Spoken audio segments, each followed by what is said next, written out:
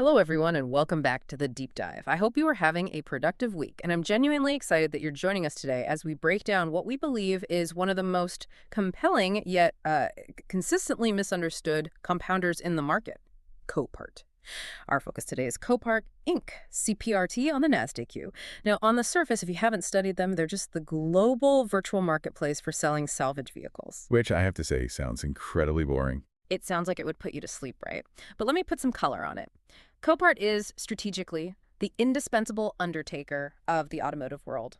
They are the crucial, high-margin middleman who deals with the multi-billion-dollar consequence of, well, inevitable human error in physics. So the central question we are tackling today is, it's an existential one. It spans decades and really defines the long-term investment risk. This company appears to be a structural champion with an impenetrable economic moat.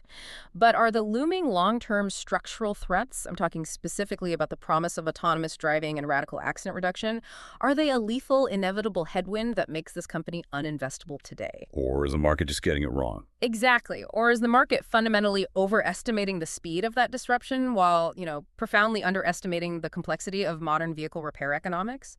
We are here to find out if this fortress has hidden long-term cracks, and if so, exactly when we should start worrying about them. That is the multi-billion-dollar question, truly. It requires a surgical breakdown of the competitive dynamics and the internal economics of vehicle repair, and we're going to spend the next hour walking you through that synthesis. Before we dive into the nuts and bolts of the business model, just a quick note for everyone joining us. Absolutely.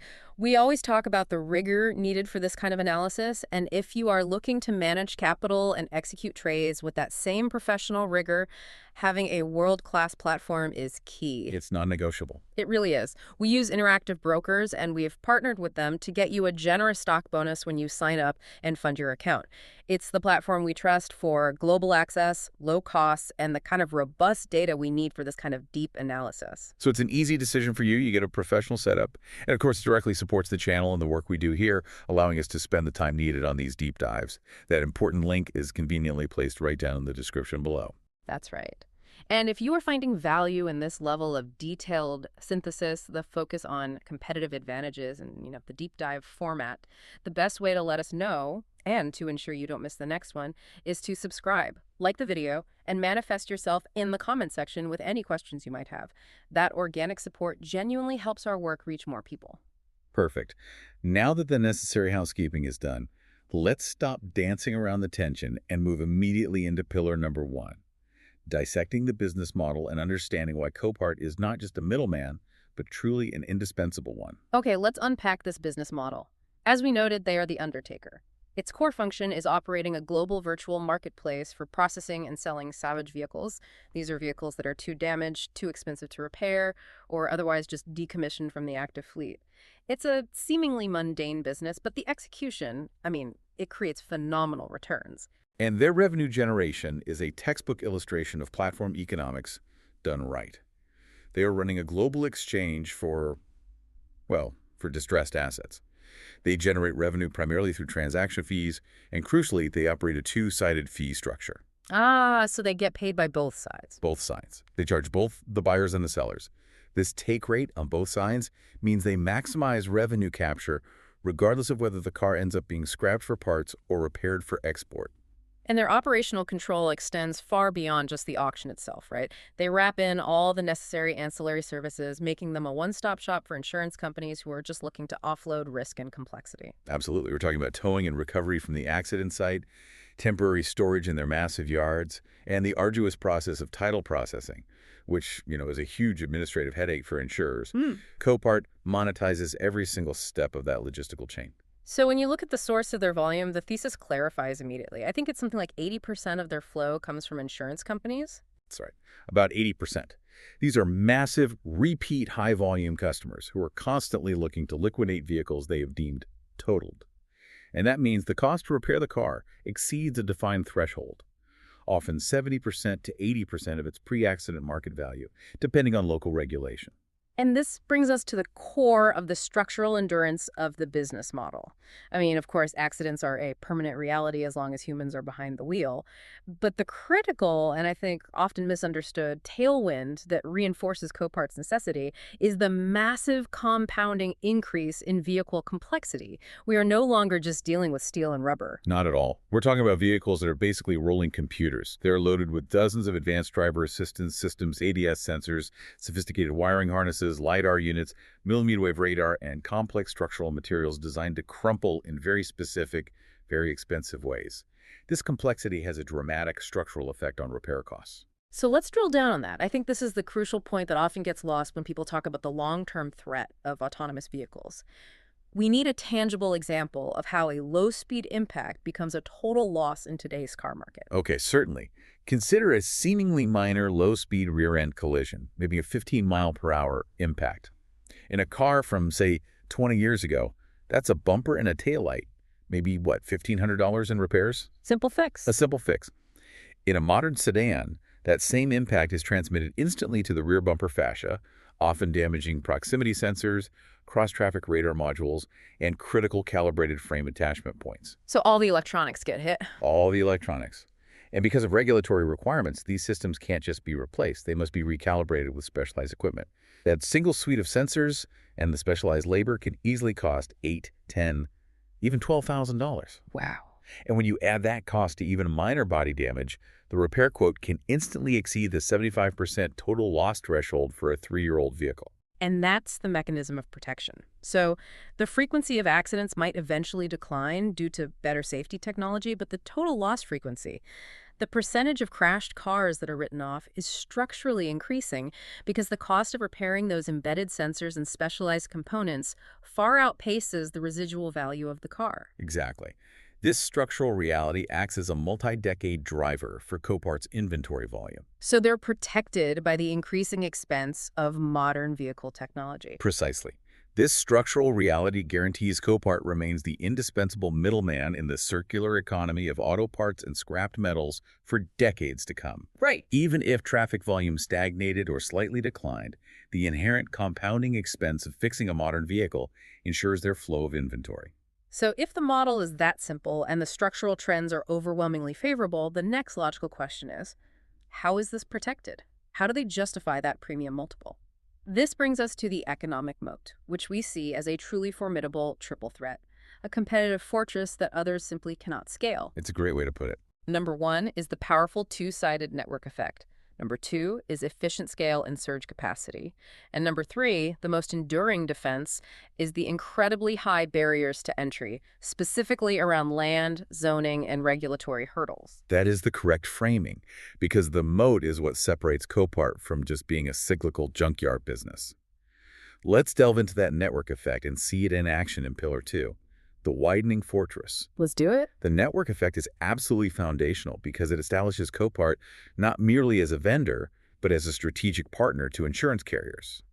For the insurance company, the highest priority after a wreck is maximizing their recovery value, the cash they get back from the sale of the totaled car. Right, they need to get as much money back as possible. Every additional dollar Copart extracts from that salvage sale goes directly to improving the insurer's bottom line and lowering their critical loss ratio. It's a huge deal for them.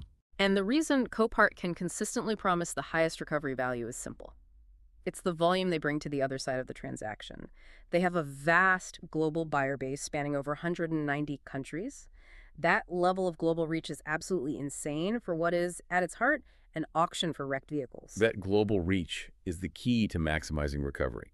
The buyer base is immensely specialized. You have your domestic repair shops and dismantlers, but more critically, you have exporters in Africa who value specific parts, like engines or transmissions, differently.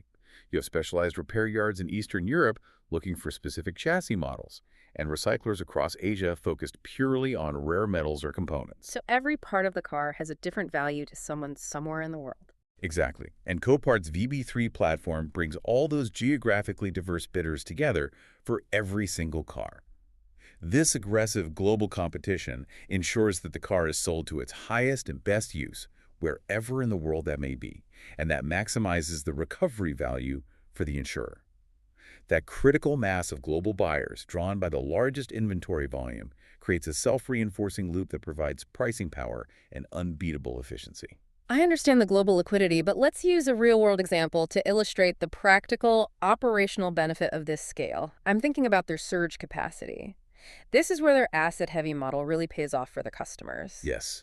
Think about the massive, unpredictable swings in the accident market, particularly after a catastrophic weather event. Right. Let's use Hurricane Ian or Hurricane Helene as an example. Okay. Suddenly you have tens of thousands of flooded, waterlogged vehicles, often called catastrophe cars, that need to be removed from flood zones and stored instantly. The logistical nightmare is astronomical. It must be chaos. Total chaos. Ah.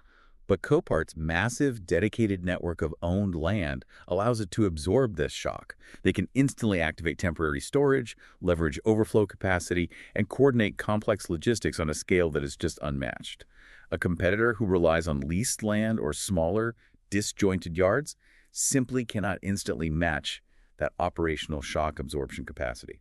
So for an insurer, knowing that their strategic partner can handle that massive, unpredictable surge is invaluable. It's table stakes at that level. So the model is self-reinforcing the flywheel effect. More insurance volume leads to more listings, Which attracts more global buyers.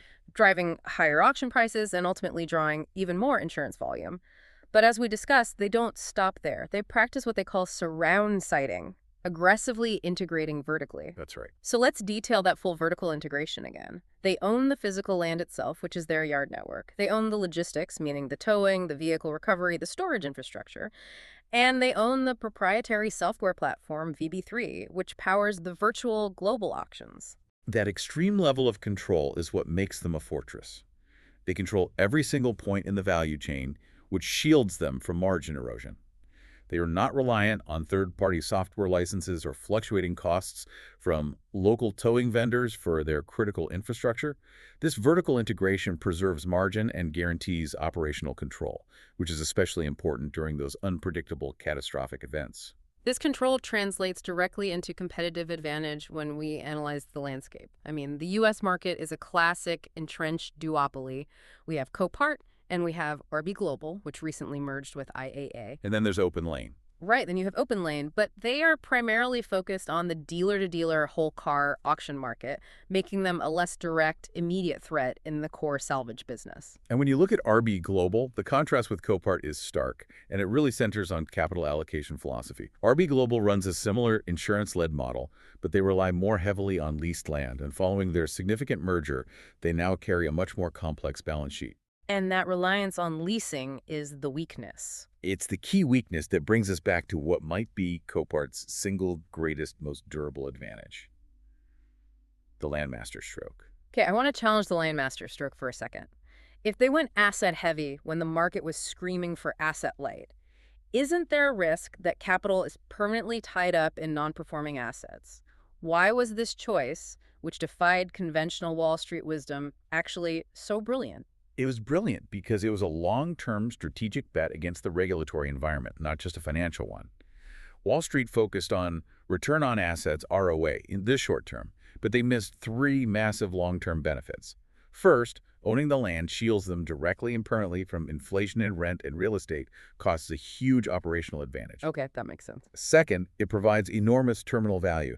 They own hundreds of parcels of strategically located industrial land near metropolitan hubs and ports.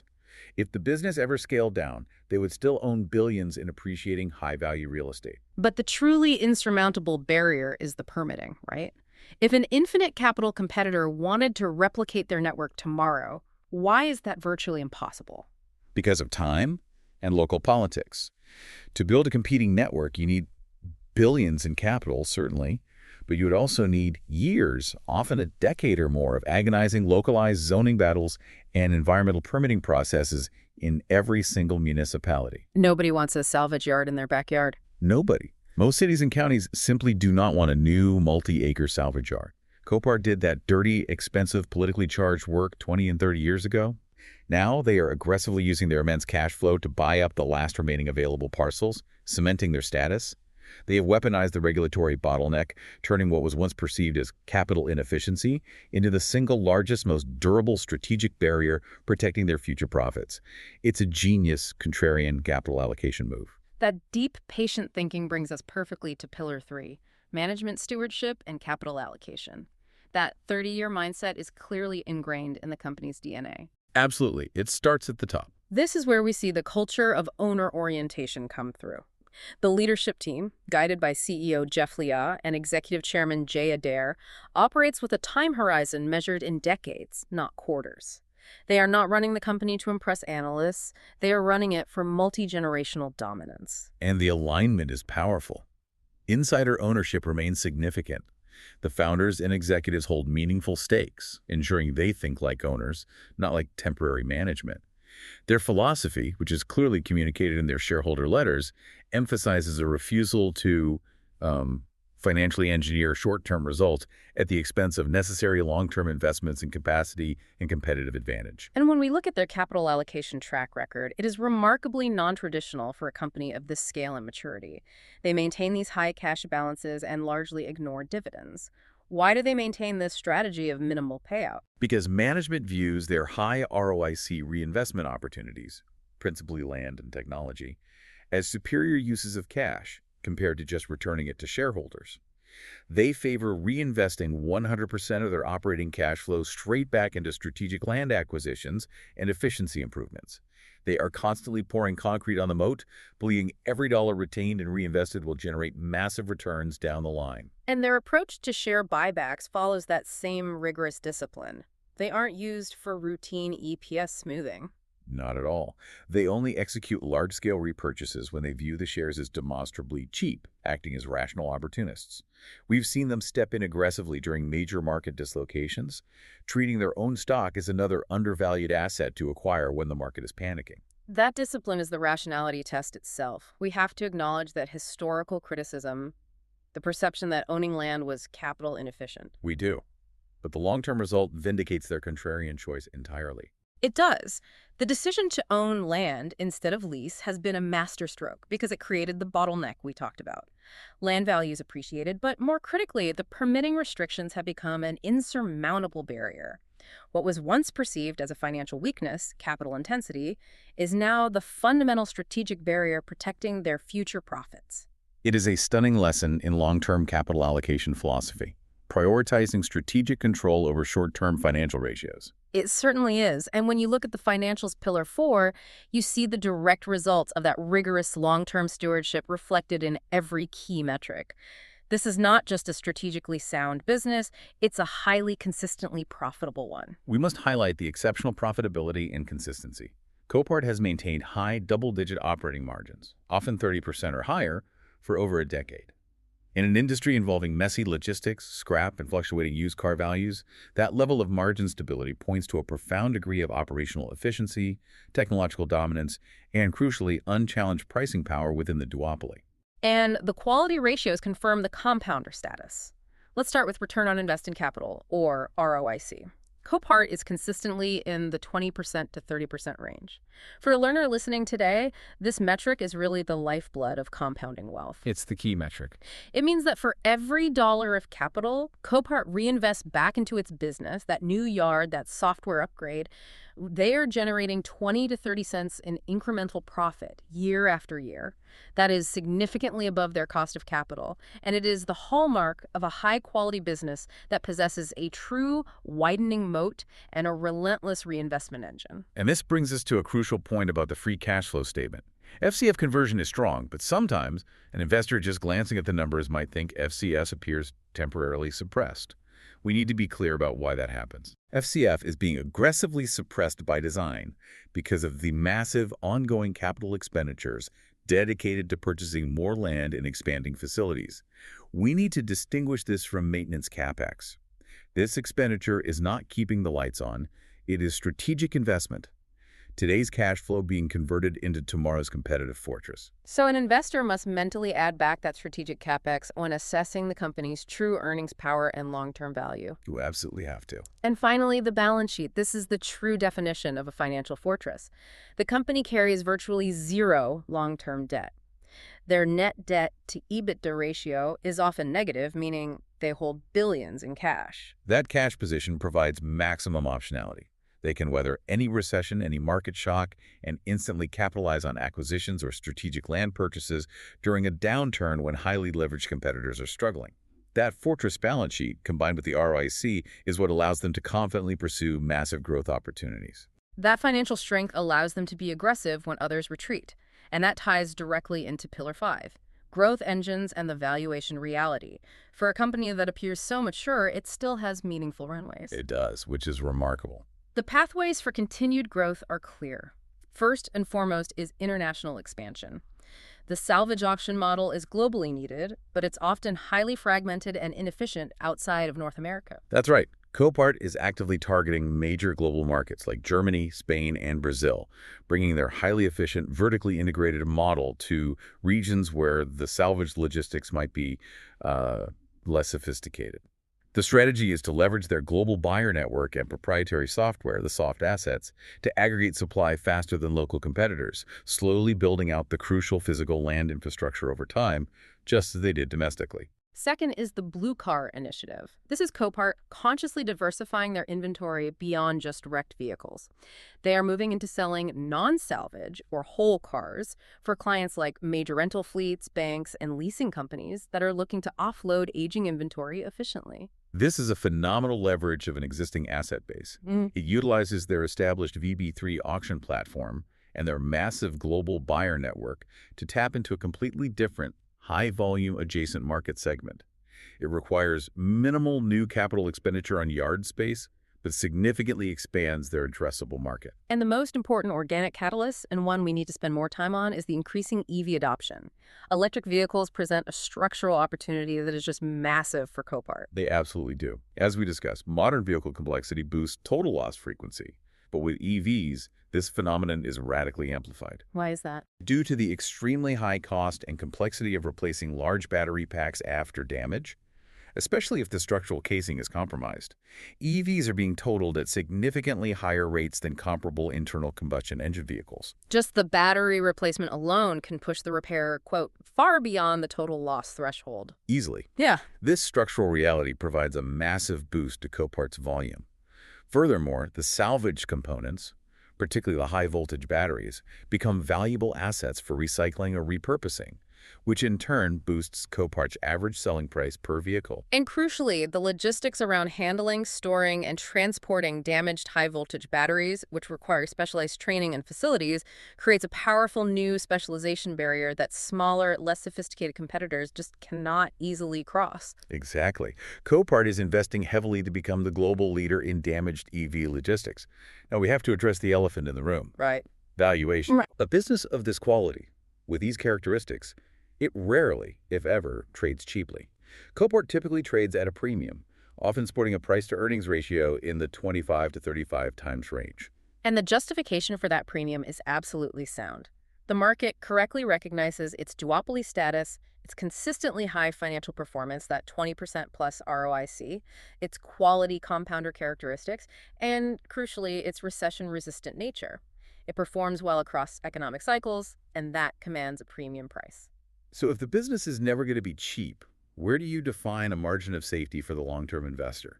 We need to move beyond the traditional view that value just means a low PE ratio. Oh, for a high-quality name like Copart, the true margin of safety is found in time and duration.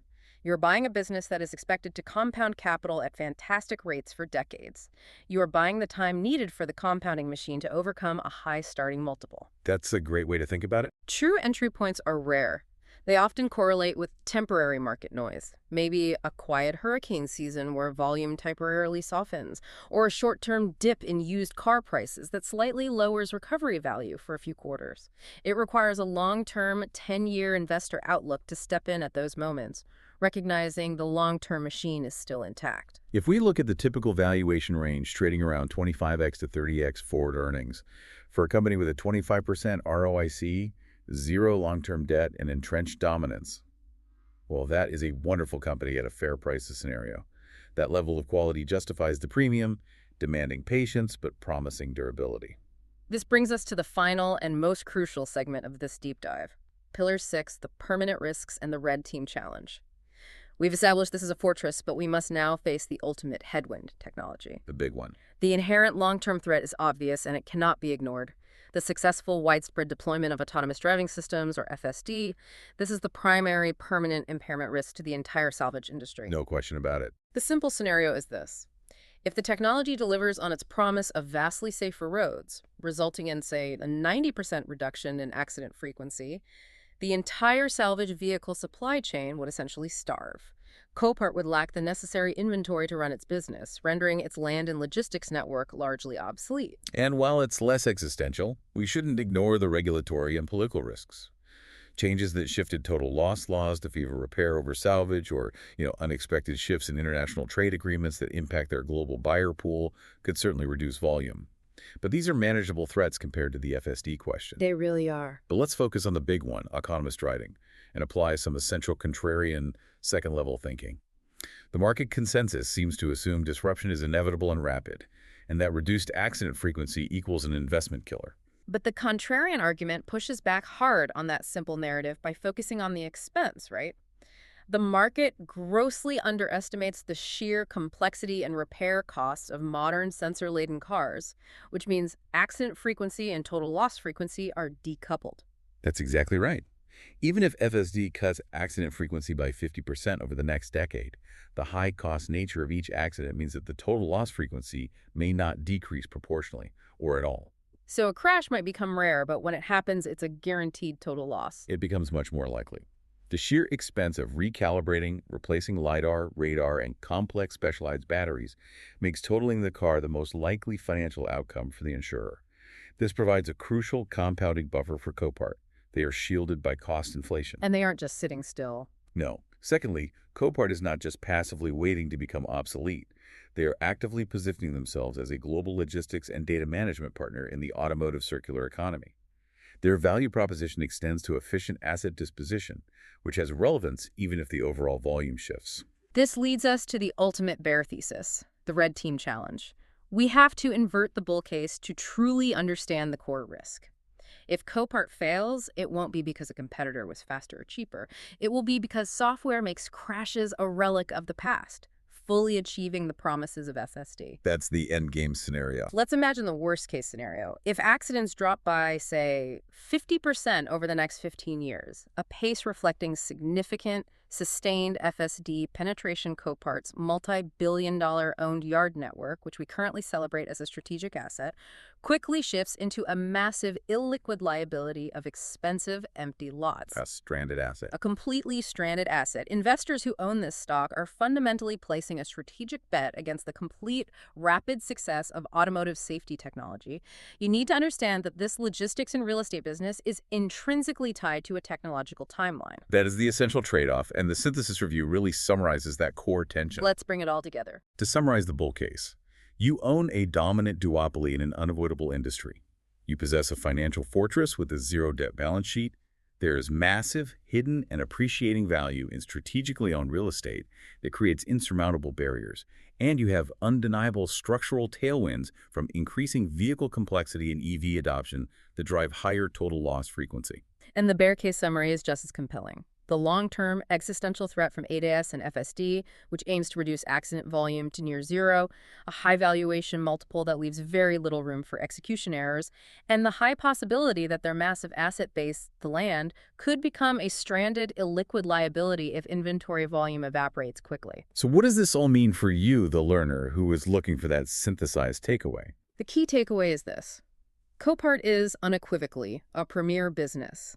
It has an enduring moat, world-class management, and unparalleled financial strength. But any investment thesis requires you to actively monitor and constantly reevaluate the timeline and the penetration rate of true, effective autonomous driving. Your investment returns will hinge on whether that disruption takes 5 years, 15 years, or 30 years to mature. And this leads to our final provocative thought for you to internalize and explore. To successfully monitor this investment, you have to define the critical metric of success or failure based on this structural tension. The question you must answer is not just, will FSD work, but rather, how fast must the total loss frequency decline before the terminal value of Copart's own land can no longer justify the current stock price? What precise percentage decline in accident rates over the next 5 years constitutes the point of no return for this structurally dominant yet technologically threatened business model? That is the analytical line in the sand you must draw.